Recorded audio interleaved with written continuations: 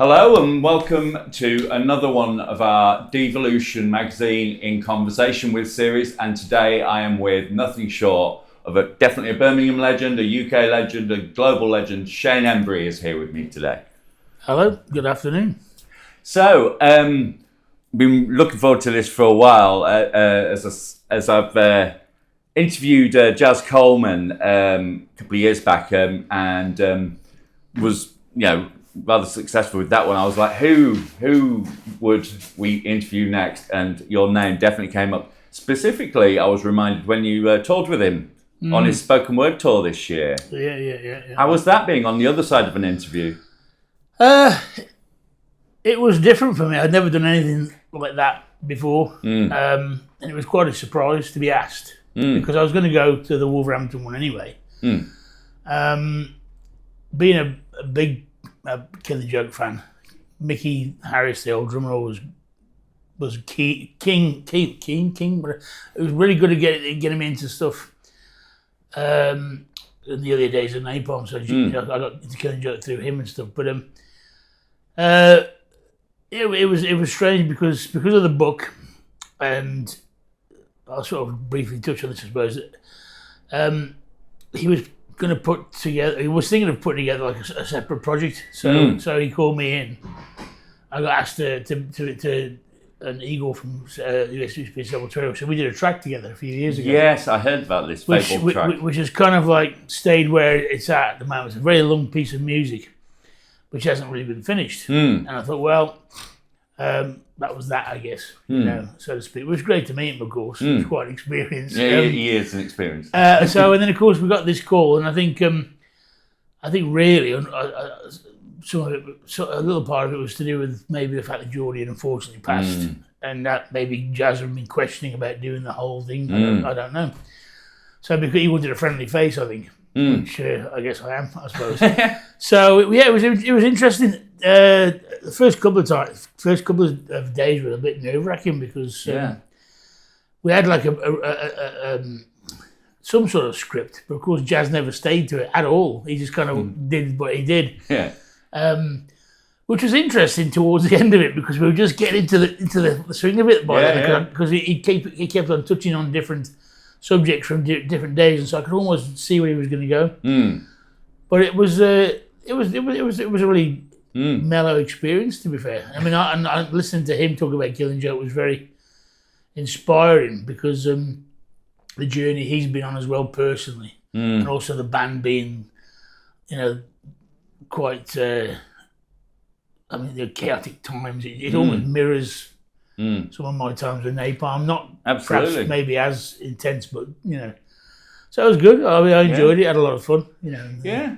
It made perfect sense, and I wanted to touch on that first because I was going to come back to my first experience with Napalm Death was 1989. BBC ran an arena documentary, and I was a young thing. All I knew about at that point was Def Leppard, but then you guys came on and you're talking my language in that you wanted to make it as extreme as you possibly can, and you were saying like the Americans are a bit too clean and stuff like that, and I was like, I like this, I want to get a piece of this, and saved up all my pocket money, got Scum on vinyl. God, I wish I still had it, but that was like sort of for young skateboarding me, that was what I wanted to hear about at the time, and it was at the time like there was nothing like it that I'd heard. Yeah, it was after that a friend introduced me to like Extreme Noise Terror. Yeah, that was the only sort of comparable thing. Yeah. How were those early days? Like, because how old would you have been around that time? Well, Scum, of course, is an interesting. The interesting album because, of course, I wasn't on it. You wasn't on it, yeah.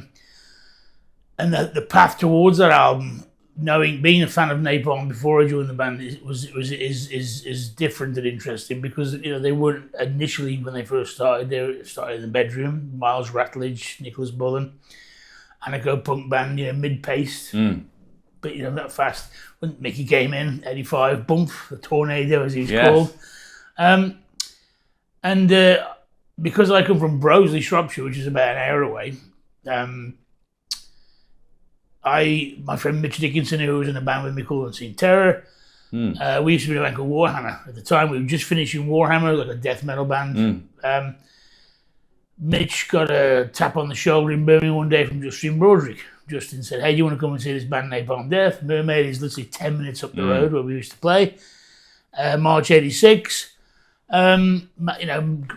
Amazing time for me because I was tape trading heavily. But even Brosey to Birmingham, for some reason, seemed like a mammoth distance. You know, you can go on the train. I didn't drive, at all. So I met these people, Mickey, Nick, Justin, a bunch of other people, met Dig from Earache. All these bands, £1.50 for 7 bands, amazing bargain.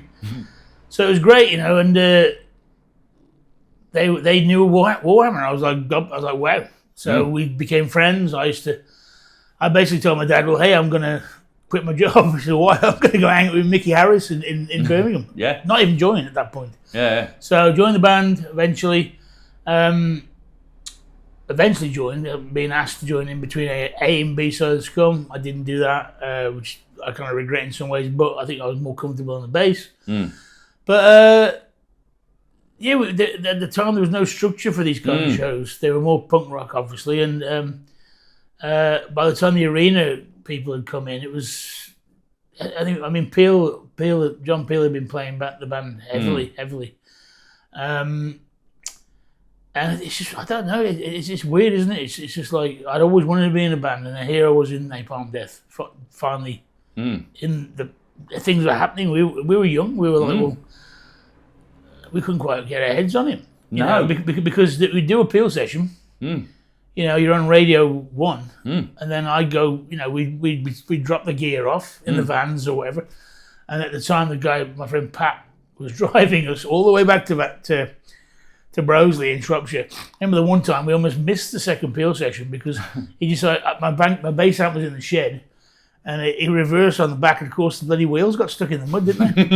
And but it was mad times for sure. When the Arena got, they connected with us, the people, for some reason, and I think for us it was because we tape traded, and a lot of those bands hadn't released albums yet. We were just trying to push everything to the max, I suppose. Yeah. It just seemed natural. It was natural to us. Yeah. Natural extension. Yeah. Some of my friends back in Brosey were like, well, I'm kind of okay with Slayer and Metallica. Yeah. Me and my friend Mitch were just like, nah, we've read this band, we've read Repulsion, blah, blah, blah. And this is, and Bill, of course, we're tape trading with Bill Steer. And it was, I think the people who worked at the Arena documentary, they liked the fact that there was no egos, I suppose, as yet. We were sort of, because some of the bands they were interviewing were just pompous, I suppose, is what they told me. And and that was, I think I've always said a few times, people really got irked by the fact that Napalm Death was on more screen time than Guns N' Roses at the time. But it was like the "I'm finally" moment, wasn't it? It was like, because you'd had like your Guns N' Roses and stuff like that, and they were like, because like heavy metal didn't go on telly at that time, really. Not really, no. I mean, the whole thing itself was like, you very rarely saw it, So it was a real sort of like, it was an overview for people who didn't know what heavy metal was about, really, wasn't it? Yeah. It was a big talking point. It still is a big talking point. There's always going to be something. Oh, last time I saw you was on. Yeah. But for me, growing up, because I'm around 56, heavy rock was the norm for me. Like the Top of the Pops theme was Zeppelin. There'd be Slade, there'd be the Sweet, and then of course, like late 70s, early 80s. I mean, top 10 would be Motorhead, Saxon, Girls' School, whatever. And then it changed for a bit, didn't it? So I think when that documentary was coming in, then it was really when there was not the resurgence, because metal's never really gone anywhere. It's just it was back to the mainstream a little. Iron Maiden had put out "Can I Play with Madness," which went to number 1 in '88. Yeah. And I always love the fact they look, especially now, so metal and punk is so still as popular, if not more popular than it was definitely before. And it just makes me chuckle, really. But it was weird because you had that, and you had like the what's that? what's it called? There's a program with Craig Charles on. Yes, you're on that. Yes, it was What's That Noise? What's That Noise? You know, all these little things were happening, which are pretty weird. When we think back, you know, about it. And I mean, that was coming through Earache. You know, Earache we're getting these requests, you know, and we just did it without thinking, as you would, I suppose. Do you think that's the reason why Napalm Death has such a strong place in the hearts of the UK metal scene, because you hit it at that time as well, and grindcore happened at exactly the right time, you know, late 80s, early 90s, when all bets were off, everyone was experimenting at that time. And I think because you were leading the charge, and maybe like the sort of mainstream sort of, check out this band, they've got a song that's 1 second long. Then it grabbed everyone's imagination, and maybe that was the catalyst that's kept that longevity throughout all these. Well, you know, the name itself is a strong name. Yeah, you know, you don't easily forget. I'm sure if you talk to the original guys, that you know they probably can't. Well, they're really laid back about it, I know, but they also can't comprehend how popular the band has managed to become, I guess, in some ways. But I think because, you know, I come from a rock background, but because John Peel embraced it, and of course he pushed it from that angle, you know, totally different angle. I mean, at one point we were playing shows, and of course bands like Wedding Present and Ride were popular, which I loved a lot of the indie stuff. I got because of Peel, I would get into all these different forms of music, which is brilliant for me because it's like a, you know, stepping stone. But you get these kids coming to the shows, so it was a mix. Suddenly, Napalm Death to us, essentially, it was like a ultra fast hardcore band mixed with elements of some early noise bands and some death metal, and you know, we were pulling from these, but to other people, it was perceived as this other thing, you know. And when you start getting, you know, the BBC One showing documentaries on you and stuff, I mean, you remember it, I guess, you know. And it's Absolutely. It's still talked about, I guess. So Napalm Death also, like with that that validation from John Peel and stuff, and you were crossing over, like the indie press were writing about you. It wasn't just the heavy metal press, like you had Sounds and Melody Maker, NME. So it was kind of like Napalm Death could be a band you've managed to fit on all sorts of bills over the years, even like things like Festival and stuff like that. Is it because of your? Do you think it's because of your uncompromising sort of lack of rules that makes it so it's so fluid that it can fit on any bill it wants these days? It's hard. It's difficult to pinpoint. There's a lack of rules. I mean, lyrically, ethically, you know, the band talks about current issues that are important. Some people perceive it as a metal band, a grindcore band. Others perceive it as a noise band. I don't know. But also, you have this kind of insane. I mean, this is just me blurting out words, so who knows? But you've got like this brutality of sound, but as people, we're not that way. You know, it's like you'll see a lot of smiles. You'll see a lot of hopefully what down to earthness and general, easy to approach. I think, and what we're I'd like to think we're devoid of cliche. You know, and it's an intentional thing. Is it an intentional thing? That's probably what, but it is the way it is. And I think maybe people can gravitate towards that. They can respond towards it. You know, our influences. We're not. You know, we don't shy away from it. We'll openly say, "Well, we're influenced by this or that or this." Or, you know, you know. Over the years, I think festivals can sort of gravitate towards that. The Camp Festival thing you mentioned is very bizarre. You know, we played on both of them. You know. That's a family festival, and it's a very it's but it went down pretty good, and what's interesting for Napalm now is that we're pulling a lot of young fans in still, But of course, through Europe, some of the fans have become our friends, and they have kids. So we might turn up in Leipzig in Germany, and our friend Frank may turn up with his kid, and and I like that because of course I'm a dad anyway, Yeah, I mean, but also sometimes you have to sit there and you have to kind of pinch yourself and you go, how the bloody hell does all this just happen? Yeah. How lucky I am to be part of this. Yeah. And be happy. Really. That was literally my next question. Like, do you allow yourself time to take stock? I asked Jaz this same question. Is there ever a time when you go, look at everything I've done? My God. Well, it's some of the stuff that I'm I'm going through. Has been pretty bizarre, which people go through. It's life issues and stuff. And you start sitting there going, oh, what's going to happen in a week's time or a month's time in the future? If you have family in particular, you're really conscious of but then there's always the live in the moment sort of vibe, which is very important actually, which is also incredibly hard to do sometimes with the chaos that's around you.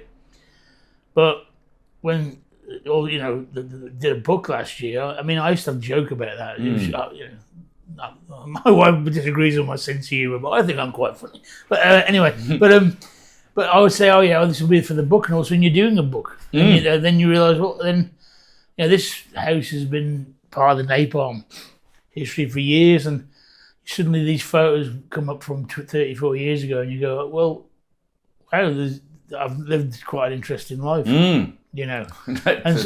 lightly, and you have to allow yourself. You are happy about it, but you have to allow yourself to be happy because, well, bloody hell, it's like everything I really wanted. Yeah, most things when I was a kid, I've achieved. Yeah, absolutely. God knows how sometimes. Yeah, but Yeah.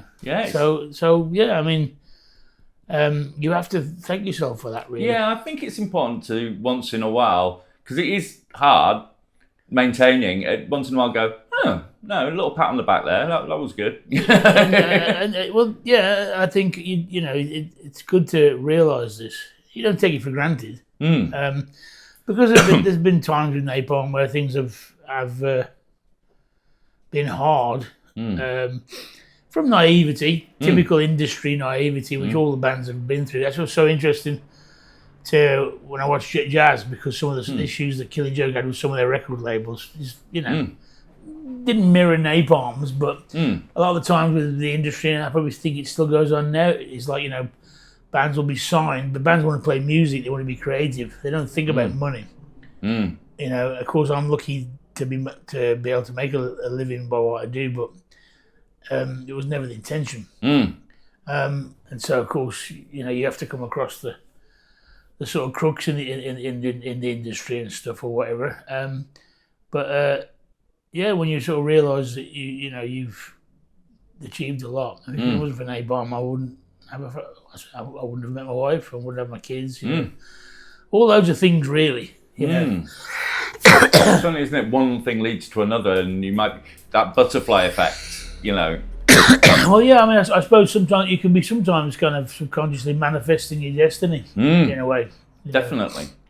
Which sounds to some people kind of far fetched, but certainly things I've imagined have come to pass.